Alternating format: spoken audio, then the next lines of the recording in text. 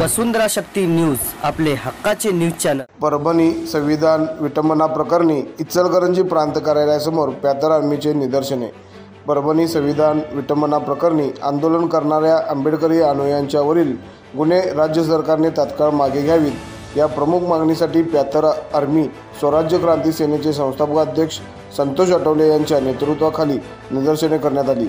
10 डिसेंबर रोजी परभणी येथे डॉक्टर बाबासाहेब आंबेडकर यांच्या पुतळ्या शेजारी असलेल्या भारतीय संविधानाची विटंबना एका माथेफिरू इसमाने केल्याची घटना घडली आहे।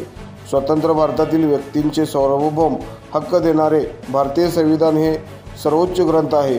भारतीय संविधानाची विटंबना करणे म्हणजे लोकशाही नाकारणारी कृती आहे।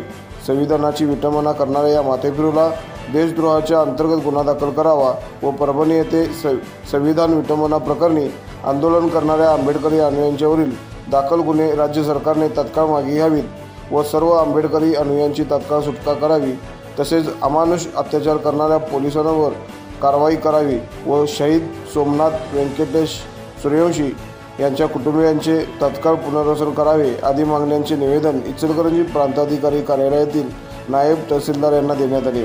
यावेळी सचिन माने, युसुफभाई तासगावे, इम्रान संधी, हुसेन मुजावर, समीर विजापुरे, मुकेश घाटगे, रवी कांबळे, जावेद खान, राम कांबळे, स्वप्नील बनसोडे, विशाल कांबळे आदींसह बहुसंख्य कार्यकर्ते मोठ्या संख्येने उपस्थित होते। चॅनलला सबस्क्राइब करा आणि परिसरातील ताज्या घडामोडी सर्वात आधी बघण्यासाठी बेल आयकॉन